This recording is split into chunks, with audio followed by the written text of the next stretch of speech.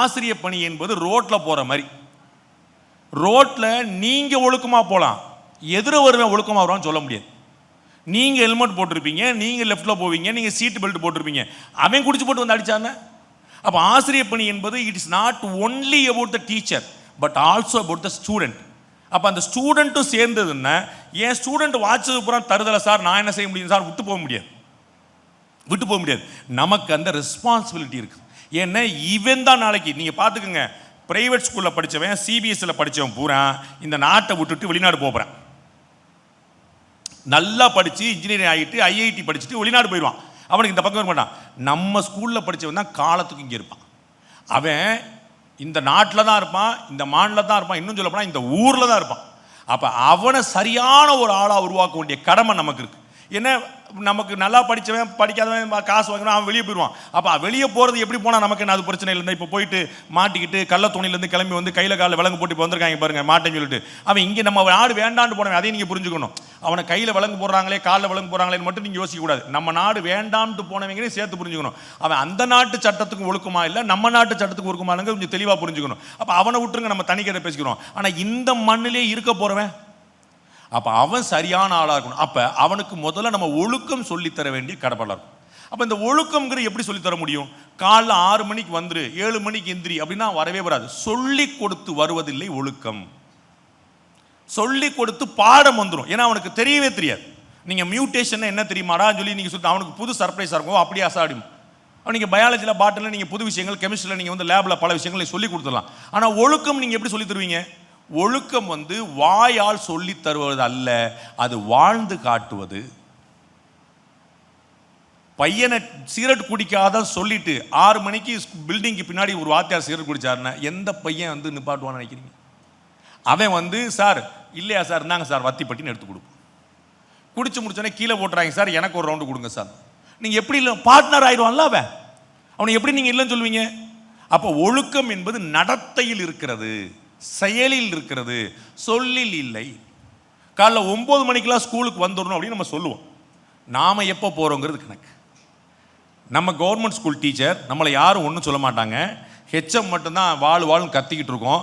அது ஒன்றும் பிரச்சனை இல்லை, அது எல்லாத்தையும் தான் கத்தும், நமக்கு ஒன்றும் பிரச்சனை கிடையாது, நம்ம அதையும் சமாளிச்சுக்கலாம் நினச்சிட்டு நம்ம அப்படி விட்டோம் அப்படின்னு நம்ம லேட்டாக வர்றோங்கிறது அவன் நோட் பண்ணுவான். உங்களுக்கு 1008 ப்ராக்டிக்கல் சிக்கல் இருக்கும். நீங்கள் உங்கள் கணவனை ரெடி பண்ணி, உங்களை ரெடி பண்ணி, குழந்தைகளை ரெடி பண்ணி ஸ்கூலுக்கு அனுப்பி, நீங்கள் பாதி சாப்பிடாம இங்கே வந்து தலை பின்னி, இங்கே வந்து பூ வச்சு நீங்கள் பல விஷயங்களை பாதியில் செய்ய வேண்டியிருக்கும். அதெல்லாம் நீங்கள் ஹேண்டில் பண்ணிடுவீங்க. ஆனால் அவனுக்கு அது புரியாது. அவன் என்ன நினச்சிக்கிட்டு இருப்பான்? டீச்சர் லேட்டாக வர்றாங்க, நம்ம மட்டும் ஏன் கரெக்டாக வரணும்? புரியுங்களா? அவனுடைய இன்டெக் இருக்கு. நான் சொல்ல நீ ரோட்டில் வந்த கதை தான். நீங்கள் எப்படி போறீங்கிறது இல்லை, அவன் எப்படி வர்றாங்க இருக்கு. அப்போ நீங்கள் என்ன செய்றீங்களா, அவன் எப்படி புரிஞ்சுக்கிறாங்க இருக்கு. அவன் என்ன புரிஞ்சுப்பான்? நானும் லேட்டாக வரலாம். நான் என்னையை ரெடி பண்ணியிருக்கேன், என் கணவனை ரெடி பண்ணியிருக்கேன், என் குழந்தைகளை ரெடி பண்ணியிருக்கேன், அரைக்குறையாக சாப்பிட்டு ஓடி வந்திருக்கிறேன். நான் காலைல 6 மணிக்கு எந்திரிச்சேன், நீ 7:45 எந்திரிச்சிட்டு 8:15 வரக்கூடிய வேண்டாம். அந்த வித்தியாசம் அவனுக்கு புரியாது. சார் நீங்கள் லேட்டு, நான் லேட்டு. நீங்கள் லேட்னா கேட்க மாட்டீங்க, என்னை லேட்னா தான் வெளியில் நின்று சொல்லி, இது நியாயம் இல்லைமா? அது இன்னைக்கு இருக்கக்கூடிய பையனுக்கு நீங்கள் வெளியே இருந்து தண்டனை கொடுத்தா தண்டனை இல்லை, அது வரப்பிரசாதம். இன்னமும் நல்லதாக போச்சுன்னு. அப்போ அவனை உள்ளே கொண்டு உட்காருது இன்க்ளூசிவாக தானே செய்யும், மேலும் மேலும் உள்ளே கொண்டு வரதான் வேண்டிய. அப்போ இந்த ஒழுக்கத்தை நாம் ப்ராக்டிக்கலாக செய்யணும். வாரத்துக்கு ஒரு முறை, ஒரு வெள்ளிக்கிழமை ஒரு மாலை பொழுது நம்ம வந்து பள்ளிக்கூடம் முடிஞ்சு கோவில் திறக்கிற நேரத்தில் ஒரு கோயில் கூட்டு போகணும். எந்த கோயில்? நீ மசூதி கூட்டு போங்க, சர்ச்சு கூட்டு போங்க, எனக்கு அதில் பிரச்சனை இல்லை. நான் வந்து எங்கேயாவது ஒரு இடத்துல வழிபடக்கூடிய இடத்துக்கு அங்கே போய் அந்த சாமியை கும்பிட்டு அப்படி ஒரு ரவுண்ட் அடிச்சு வெளியே வரும்போது அவனுக்கு மனசு அமைதியாகும். நீங்கள் யோசிச்சு பாருங்கள், ஒரு சினிமாவுக்கு போகிறோம், சினிமாவுக்கு போயிட்டு வந்தால் அந்த ஒரு உற்சாகமான படமாக இருந்தால் அந்த ஜூப்ளியன்ஸ், அந்த ஹாப்பினஸ் நம்ம மனசுக்குள்ளே வந்து நம்ம நடக்கிறதே ரஜினி மாதிரி கமல் மாதிரி ஸ்டைல் பண்ண ஆரம்பிச்சோம். நம்ம வந்து அது எல்லாமே சினிமா பார்த்து வந்தவங்க தானே. அப்போ சினிமா பார்த்துட்டு வரும்போது அதோடைய முழு இம்பாக்ட் நமக்குள்ளே வருது. அதே போல் நீங்கள் ஒரு கோயிலுக்கு போயிட்டு வந்தீங்க, ஒரு மசூதிக்கு போயிட்டு வந்தீங்க, ஒரு சர்ச்சுக்கு போயிட்டு வந்தீங்க, அந்த அமைதி உள்ள டிரான்ஸ்ஃபார்ம் ஆகும், அது கடத்தப்படும். அப்போ உள்ளே போய்ட்டு, அது சாயந்தரம் 4 மணி 4:30 மணி, இந்த நம்ம ஸ்கூல் முடிகிற நேரம், அவங்க கோயில் திறக்கிற நேரம், இந்த நேரத்துக்கு போய்ட்டு கூட்டம் இருக்காது. அப்போ நீங்கள் மெதுவாக போயிட்டு வந்து இந்த ஏகாம்பரேஸ்வரர் கோயில் எவ்வளோ பரசு தெரியுமாடா, இந்த காமாட்சி அம்மன் கோயில் எவ்வளோ பரசு தெரியுமாடா, இந்த அத்திவரதர் வரராஜர் நீங்கள் கேள்விப்பட்டிருக்கீங்களாடா, அவர் யார் தெரியுமாடா அப்படின்னு நீங்கள் லேசாக அவனுக்கு நீங்கள் சுற்றி இங்கே கேட்க வேணா. காஞ்சிபுரம் அவ்வளோ பெரிய புண்ணிய பூமி, ஒரே டிஸ்ட்ரிக்ட்ல 16 திவ்ய தேசம் வந்து வேற எங்கேயுமே கிடையாது. தமிழ்நாடு முழுக்க பாண்டி நாட்டு திவ்ய தேசம், சோழ நாட்டு திவ்ய தேசம், பல்லவ நாட்டு திவ்ய தேசம், நீங்க வடநாடுகள் வரைக்கும், வட மாநிலங்கள் வரைக்கும் இருக்கு. ஆனா இப்படி ஒரே இடத்துல ஒரு இடத்துல பெல்ட்டுக்குள்ள இவ்வளோ இருக்கு. காலையில போனா சாயந்தரத்துக்குள்ள ஒரு 14 சேவைக்கலாம் 2-3 மிஸ் ஆயிடும். மறுநாள் தான் ஒரு போய் சேர்க்கணும். அந்த மாதிரி வந்து அவ்வளோ சாமி கும்பிட இடம் இங்கே இருக்கு. எல்லாம் பக்கத்தில் இல்லை, வந்து 50 கிலோமீட்டர் போக வேண்டியதில்லை. அந்த மாதிரி கோயிலுக்கு கூட்டு போயிட்டு சாதாரண வந்தீங்க ஒன்றும் இல்லை. நீங்கள் நிறைய பேர் கூட்டு போய் எல்லாரும் போட்டு சார் இதுக்கு வந்து ஸ்கூலில் பெர்மிஷன் கேட்கணும், இதுக்கு வந்து ஹெச்எம் எழுதணும், இதுக்கு வந்து சிஓ பெர்மிஷன் வாங்கணும், டியூ ஒன்றுமே வாங்க வேண்டாம். நான் கோயில் போகிறேன், நீங்கள் வரல, இது அஃபீஷியலாகவே ஆக்காதீங்க. Make it personal. புரியுங்களா? உங்களை அஃபீஷியல் ஆக்கினா ஒரு சேலஞ்ச் இருக்குல்ல சார், உங்களுக்கு தெரியாது, சிஓ கேட்கணும்பாங்க, டிஓ கேட்கணும்பாங்க, எங்களுடைய மிஸ் வந்து கிறிஸ்டியன், அதனால சண்டைக்கு வருவாங்க, எங்களை ஹெட் மிஸ், என்னென்னமோ சேலஞ்சஸ் வரும். அதெல்லாம் தூக்கி ஓரமாக போட்டுருங்க. சாதாரணமாக எப்பா நான் உங்கள் கிளாஸ் பையன், நீங்கள் வந்து எல்லாரும் மொத்த ஸ்கூலையும் காப்பாற்றுறேன் பாண்டே சொல்லிட்டு அப்படி நாளையிலேருந்து நான் தான் நல்லா சரி, இனி யாரும் தடுக்க முடியாது அப்படிலாம் புயல் போலலாம் கிளம்ப வேண்டாம். உங்களுக்கு பிடிச்ச பையன் எல்லாருக்குமே இருப்பாங்கல்ல, நீங்கள் பார்த்துருப்பீங்க. இந்த 2 கேரக்டர் இருக்கும். நமக்கு பிடிச்ச ஸ்டூடெண்ட்டும் ஒரு குரூப் இருப்பாங்க, அவங்களுக்கு பிடிச்ச டீச்சர்னு ஒரு குரூப் இருப்பாங்க. அவன் நமக்கா என்னாலும் அந்த பையன்லாம் பார்த்தீங்கன்னா என்னன்னாலும் செய்வான், டீச்சருக்காகவும் மாஸ்டருக்காகவும் அவனுக்கு பிடிச்சிரும் பாரு, வேரியஸ் ரீசன் அவனுக்கு என்னன்னாலும் செய்வான். போய் வீட்டு எடுபடி வேலை பாடுறான்னா கூச்சம்லாம் பார்ப்பான், தயக்கம்லாம் பார்ப்பான், மனசு முழுக்க ஈடுபாட்டோட பார்ப்பான். அதே மாதிரி நமக்கு சில பசங்களை பிடிக்கும். அந்த பையன் தப்புனோட எரும மாடு ஒழுங்கார, இன்னொரு பையன் தப்புனா அடி வெளுத்து தலையில கட்டி தொங்க விட்டுருவோம். அதே தப்ப இந்த பையன் பண்ணானா மன்னிச்சு விடும். ஏன்னா அது ஒரு அப்ரோச் இருக்கும். நான் என்ன சொல்றேன், அந்த மாதிரி பசங்களை கூட வச்சுக்க. ஒரு 10 பசங்களை பக்கத்தில் இருக்கக்கூடிய கோயில் கூட்டு போகும்.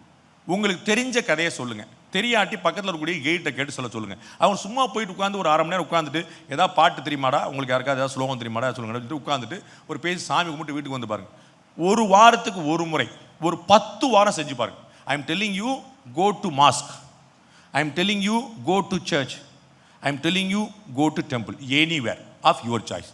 ஆனால் இது போய் வந்து பாருங்க, அந்த வித்தியாசம். 10 வாரம், வாரத்துக்கு ஒரு முறை, ஒவ்வொரு முறையும் ஒரு கோயில். ஸோ அவனுக்கு என்டர்டெய்னிங்காக வரும். ஒரே கோயிலுக்கு திரும்ப போகலாம், ஒரு என்டர்டெய்னிங் வேறு என்கேஜிங்காக வரும். சாதாரண ஒரு 10 பேர் பஸ்ஸில் ஏறி போவோம். நம்ம வந்து அதுக்கு ஒரு வேன். நீங்கள் வந்து எதையுமே பிரம்மாண்டமாக யோசிக்காதீங்க. மொத்த கிளாஸையும் கூட்டு போகணுமா, 23 பேர் ஆச்சே, மொத்த எல்லாத்தையும் வேனில் கூட்டு போகணுமா, எதுவுமே சாதாரணமாக உங்கள் சத்துக்கு என்ன முடியுமோ அதை நீங்கள் செய். அது கவர்மெண்ட் பஸ்ஸில் கூட்டு போய் கவர்மெண்ட் யூனிஃபார்ம் போட்டால் அவனுக்கு வந்து ஃப்ரீ கொடுத்துருப்பாங்க, ஒன்றும் பிரச்சனை இல்லை. சாதாரண கூட்டு சாதாரணவங்க அவனுக்கு ஒரு டீ வாங்கி கொடுத்து பயங்கர ஹாப்பியாக. எனக்கு வாத்தியார் டீ வாங்கி கொடுத்தாரு. உங்களுக்கு தெரியும், ஒரு 10 பேருக்கு டீ வாங்கி கொடுத்தா 10 ரூபா போட்டால் 100 ரூபா, பெரிய ஒன்றும் இழந்துட மாட்டோம். ஆனால் அந்த வேல்யூ ஒன்று அவன்கிட்ட ஏறும் பாருங்க, அவன்கிட்ட ஒரு மாற்றம் வரும் பாருங்க. சாதாரண நெத்தியில் ஏன்டா பால் நெத்தியாக இருக்க, நெத்தியில் ஏதாவது போட்டுக்கூடான்னு கேளு. உங்கள் ஊர் வழக்கம் என்ன, நீ வந்து விபூதி ஒன்றும் வச்சுக்கோ, நாமம் போடணுமா நாமம் போட்டுக்கோ, குங்குமம் வைக்கணும் கொஞ்சம் சந்தனம் ஏதோ ஒன்று நெத்தியில் வச்சுக்கோ.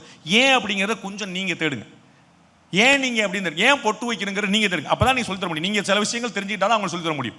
ஏன் நெத்தியில் போட்டு வைக்கணும், ரொம்ப எளிமையான பாயிண்ட். இந்த நெற்றி பொட்டுங்கிற பாயிண்ட் வந்து ரொம்ப முக்கியமான. நம்ம யோகா மாஸ்டர் இருக்கிறார், அவங்களுக்கு வந்து நிறைய ஆச்சரியமான விஷயங்களை சொல்லித்தர போறார். இந்த நெற்றி பொட்டு வந்து மதங்களை தாண்டி முக்கியமான இடம். இஸ்லாமியர்கள் நெற்றி நிலம்பட வழங்குவார்கள். அவங்களுக்கு வந்து தொழுகும் போது மடிஞ்சு கால் மடிச்சு முழங்கால் போட்டு நெத்தி நிலம்பட. அவங்களுக்கு வந்து இந்த இடம் கருப்பாக இருக்கும். நீங்கள் பார்த்து நல்ல இஸ்லாமியர்கள் ஆண்களுக்கு நிறைய பேர் பார்த்தீங்கன்னா பெரும்பாலும் இந்த இடம் கருப்பாக இருக்கும். இந்த இடத்துல நீங்கள் கருப்பாக இருக்கும். ஏன் அப்படின்னா அவங்க நிலம்பட தொழுது. கிறிஸ்தவர்கள் உங்களுக்கு ஆசீர்வாதம் பண்ணும்போது சிலுவை போடும்போது பார்த்தீங்கன்னா நெத்தியில் அப்படி சிலுவை போடுவாங்க. அவங்களுக்கு ஆசீர்வாதம் பண்ணும்போது இப்படி சிலுவை போடுவாங்க. அண்ட் இந்துக்கள் கேட்க வேண்டாம் இந்த இடத்துல. ஏன் இந்த நெத்தி பொட்டு தான் முக்கியமான இடம் பாடியிலேயே. அக்குபஞ்சர்ல இது ஒரு பெரிய தனி பாடமாகவே சொல்லுவாங்க. இந்த நெத்தி போட்டில் அடித்த மாதிரி சொன்னான்டா, நம்ம பேசும்போது சொல்லுவாங்க நெத்தி போட்டில் அடித்த மாதிரி சொன்னா. நெத்தி போட்டு மாடை வந்து கொல்லும் போது, கறிக்காக கொல்லும் போது அந்த நெத்தி போட்டில் தான் அடிப்பாங்க. ஒரு அடி தான் மாடு அப்படியே எழுதும். அது துடிச்சு அடிச்சு பிடிச்சி ஒன்றும் ஒரு அடி எழுதணும். அந்த நெத்தி போட்டு பாயிண்ட் வந்து அவ்வளோ முக்கியமானது. அப்போ இந்த இடத்துல தொட்டுக்கிட்டே இருக்க. அதனால தான் நம்ம வந்து பிள்ளைகளுக்கு, பெண் பிள்ளைகள் நம்ம பழக்க வச்சிருப்போம். காலையில் எந்திரிச்ச உடனே ஃபேஸ் வாஷ் பண்ணிட்டு நெத்தியில் வச்சுக்கோ, சாயந்தரம் 6 மணி ஆனோடனே விளக்கு ஏற்றிட்டு நெத்தியில் போட்டு வச்சுக்கோ. ஏன் இந்த நெத்தி இந்த டச் பண்ணிட்டே இருக்கு. அதனால தான் எங்கள் ஆசிரியர் சொல்றாரு, பெண்கள் ஆண்களை விட பெண்களுக்கு வந்து மூளை அதிகமாக வேலை செய்யும். இந்த கணக்கில் தான், வேற ஒன்றும் இல்லை. அதை வந்து ட்ரிகர் பண்ணிட்டே இருக்கிறது. நீங்கள் யோசிச்சு பார்த்துருப்பீங்க, யோகான்னு சொல்லிட்டு ஃபாரினில் போனால் அந்த உக்கி போடுறது, இந்த தோப்பு கர்ணம் சொல்லுவோம் பார்த்தீங்களா, இதை வந்து யோகாவாக்கிட்டாங்க. அது ஒரு முக்கியமான யோகா, அவர் தெரியும். தோப்பு கர்ணம் போடுறது ஒரு யோகா. நம்ம ஊரில் அந்த காலத்தில் பனிஷ்மெண்ட்டாக எப்படி வச்சுருந்தான், உக்கி போடுறதா வச்சுருந்தான். எங்கள் ஊரில் உக்கி போடுறதுன்னு சொல்லுவோம், தோப்பு கர்ணம் சொல்லுவாங்க. காதை பிடிச்சி உட்காரது, இப்படி கிராஸாக பிடிச்சி உட்காரது, நேராக பிடிச்சி உட்காரது, உட்காந்து இருக்கிறது, உட்காந்து நடக்கிறது. அது பூரா ஆக்சுவலாக வந்து பிரெயினை ட்ரிகர் பண்ணுறதுக்கான விஷயம். இந்த பிரெயின் நம்ம வந்து அதை தண்டனையாக மாற்றிட்டோம். நம்ம பையனுக்கு அது தண்டனை ஆனவுடனே பிடிக்காமல் போயிடுச்சு. உங்களுக்கு புரியுங்களா? உங்களுடைய தண்ணிலா காட்டுக்கு மாற்றுவேன் அப்படின்னாங்க. அப்படின்னா எங்கே சார்? ராமநாதபுரம் அப்படின்னா ராமநாதபுரம் போகக்கூடாத இடம் போல் நமக்கு மனசில் புரிஞ்சும். உங்களுக்கு புரியுங்களா? தண்ணிலா காட்டுக்கு மாற்றிடுவேன். அது எந்த ஊர் சார்? ராமநாதபுரம் அப்படின்னா நமக்கு வந்து அந்த ஊர் மேலே ஒரு நமக்கு தெரியாத ஒரு வெறுப்பு வந்துடுது. அதுபோல் இது மாதிரியான தோப்புக்கரணம் போடக்கூடிய நல்ல எக்ஸசைஸ், நல்ல மனப்பயிற்சி, உடற்பயிற்சி மட்டுமில்ல மனப்பயிற்சி, அது வந்து கிட்டத்தட்ட யோகாவுக்கு சமம். இந்த காதை பிடிச்சிட்டு உட்கார்ந்து எந்திரிக்கிறது கிட்டத்தட்ட யோகா தான். அதை வந்து தண்டனை ஆக்கினதுனால அவனுக்கு அது மேலே வெறுப்பு வந்துருச்சு. இன்னைக்கு நீங்கள் யாராவது தோப்புக்கரணம் போட சொன்னால் நான் என்ன சார் தப்பு பண்ணேன்னு கேட்பான். கொஞ்சம் யோசிங்க. டேய் 4 தடவை தோப்பு என்ன, நான் என்ன சார் தப்பு பண்ணேன் தோப்புக்கரணம் போடுது, அப்படி ரிவர்ஸ் போயிடுச்சு பாருங்க. அவனுக்கு வந்து மூளை சரியாக வேலை செய்யல, வகுப்பில் தப்பு பண்ணுறான். அதை ட்ரிகர் பண்ணுறதுக்கு நம்ம இந்த பயிற்சியை கொடுப்போம் நினச்சா அது அப்படியே தண்டனையாக மாறி நான் தண்டனை பண்ணேன்னா என்ன தப்பு செஞ்சேன்னு கேட்டு இதை நான் செய்ய மாட்டேன்னு கிளம்பி தான் ரிவர்சல். அப்போ இந்த மாதிரி சின்ன சின்ன விஷயங்கள், ஏன் நெற்றி போட்டு முக்கியமானது, ஏன் வந்து நம்ம யூனிஃபார்ம் போடணும், ஏன் காலைல சீக்கிரம் எழுந்திரிக்கணும், ஏன் நம்ம ராத்திரி 2 மணி வரைக்கும் தூங்கிட்டு இருக்கக்கூடாது, முழிச்சிட்டு இருக்கக்கூடாது, கொஞ்சம் மாற்றி யோசிங்க. நம்ம ஏன் பகலில் 12 மணி வரைக்கும் தூங்கிட்டு இருக்கக்கூடாது, ஏன் சாயந்தரமே சீக்கிரமே சாப்பிட்றணும், ஏன் ராத்திரி நம்ம தூங்கிடணும், ஏன் சீக்கிரம் எழுந்திரிக்கணும். இந்த பாடி கிளாக், இந்த சிஸ்டம் எப்படி இயங்குன்னு நம்ம சொல்லித்தரணும் அவங்களுக்கு. நீங்கள் வந்து காலைல சீக்கிரம் எழுந்திரா சோம்பேறி பேலை, மாடு மேய்க்க தாண்டா லாய்க்கு அப்படின்னு எங்களுக்கு தெரியும் போங்க சார். புரியுங்களா? சீக்கிரம் எந்திரிச்சா என்ன பலன் அப்படின்னு சொல்லணும். ஒரு நாள் நீ 9 மணி ஸ்கூலுக்கு 8:30 மணிக்கு எந்திரிக்கிற, அரை ஓரையா பல் வளர்க்குற, குளிக்கிற, ஓடி வந்துடுற. ஸோ உன்னுடைய டே ஸ்டார்ட்ஸ் அட் 8:30. ஒரு நாள் நீ 6 o'clock எந்திரிச்சு பாருன்னு சொல்லணும். You try that. நான் சொல்றது நீங்கள் தயவுசெய்து நீங்கள் பயிற்சி முயற்சி பண்ணி பாருங்க. ஒரு நாள் நீ 6 மணிக்கு எந்திரிச்சு பாருன்னு அந்த பிள்ளைகள் சொல்லுங்க. உன்னுடைய டே லென்த்தாக மாறிடும். அந்த 6 மணிலேருந்து 8:30 மணி வரைக்கும் 2.5 மணி நேரம் அவனுக்கு என்ன செய்யணும்னு தெரியாது. கழுத ஒருவேளை போர் அடிச்சு போய் படித்தாலும் படிச்சிருவான். என்னடா செய்யறதுன்னு தெரியாமல் உட்காந்துருக்க மேடம் சொல்லி படித்தான். ஏன்னா அவனுக்கு 8:30 மணிக்கு எந்திரிக்கிறவன் 9 மணிக்கு ஸ்கூலில் போகும்போது பஸ்ஸை பிடிக்கிறக்கா அடிச்சு பிடிச்சி ஓடி வருவான். அவன்கிட்ட வந்து ஒரு பதட்டம் தான் இருக்கும், அவன்கிட்ட வந்து நிதானம் இருக்காது. ஆனால் அவன் 6 மணிக்கு எந்திரிச்சானா அவனோட டேவே ரொம்ப ஸ்ட்ராங்காக இருக்கும், ரொம்ப லென்த்தியாக இருக்கும். முதல்ல அவனுக்கு வந்து ஒரு லென்த்தி டைம் கிடைக்கும். அது ஒரு முக்கியமான விஷயம். அவனுக்கு இவ்வளோ பெரிய டைம் நம்மளால் ஸ்கோர் பண்ண முடியுங்கிறதே தெரியாது. அந்த ஸ்பேஸ் கிடைக்கும். சீக்கிரம் எந்திரிங்கிறது அப்படி அனுபவிச்சு பாருங்க. காலையில் 6 மணிக்கு நான் உங்கள் வீட்டுக்கு வருவேன், காலைல 6 மணிக்கு நான் உங்களுக்கு ஃபோன் பண்ணுவேன், இல்லை காலைல 6 மணிக்கு நீ எனக்கு ஃபோன் பண்ண, யார் ஃபஸ்ட்டு ஃபோன் பண்ணுறாங்கன்னு நான் பார்ப்பேன். சின்ன சின்ன கேம் வச்சிங்கன்னா அவன் டீச்சர் சொன்னதுக்காக அவன் செய்வான். காலைல 6 மணிக்கு எனக்கு யார் ஃபஸ்ட்டு ஃபோன் பண்ணுறாங்களோ அவங்களுக்கு இன்றைக்கி ஒரு ப்ரைஸ், ஒரு பென்சில் கொடுங்க, ஒரு பேனா. உங்களுக்கு தெரியுமில்ல, நம்ம பாதி பேர் சோப்பு டப்பா தான் கொடுப்போம். அந்த சோப்பு டப்பா வச்சு அவன் ஒன்றும் வாழ போகிறது இல்லை. அந்த சோப்பு டப்பா வந்து டீச்சர்ட்டு வந்து கிடைச்சதுன்னா காம்ப்ளிமெண்ட். அவன் அது வந்து ஒரு பரிசு பொருள். எனக்கு டீச்சர் என்னை ரெக்கக்னைஸ் பண்ணாங்க, என்னை அப்ரிஷியேட் பண்ணாங்க, எனக்கு அங்கீகாரம் கொடுத்தாங்க, ஒரு பெரிய காம்ப்ளிமெண்ட். அப்போ டீச்சருங்க சின்ன சின்ன விஷயங்கள், what we can do from our own hand. நம்ம பார்த்துருக்கோம் பல ஆசிரியர் பெருமக்கள் பழங்குடியின பள்ளிகளில், மலைவாழ் பகுதிகளில் பண்ணக்கூடியவங்கலாம் அவங்க they are begging to the parents, போய் உங்கள் பிள்ளைகளை அனுப்புங்க. நிறைய ஆசிரியர் பெருமக்கள் இப்போ நான் தான் சொன்னேன், நீங்கள் செய்கிற ஒரு பெரிய தியாகம்னு சொன்னது அவங்க எல்லாத்தையும் மனசில் வச்சுக்கிட்டு தான்.